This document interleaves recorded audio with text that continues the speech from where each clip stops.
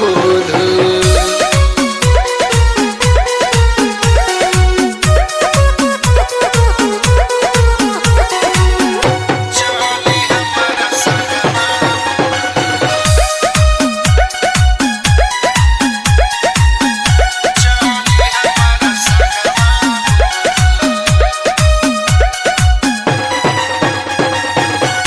नीले रंग के लोगवा लौके नीले आसमानवा, नीले रंग के जैकेट पहिना हमरो सजनावा। नीले रंग के लोगवा लौके नीले आसमानवा, नीले रंग के जैकेट पहिना हमरो सजनावा।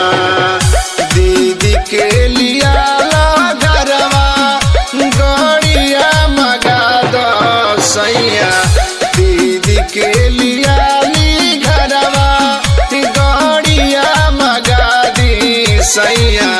चली हमारा संगवा बुध, गया घुमा दी राजा।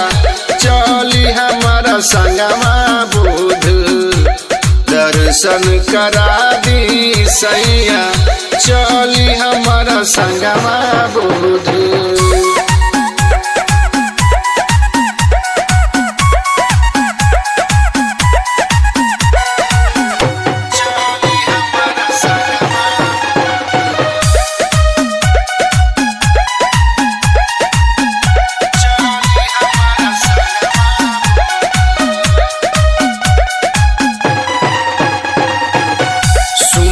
बहानी बोध गया मेलावा लगेला, बुध जी के करुणा से बुधिया जगेला।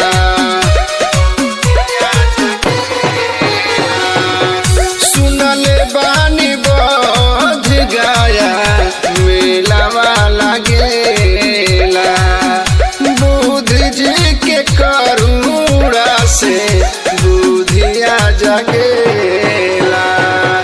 बबुआ के बुध जी के दर्शन करा दी सैया, बबुआ के बुध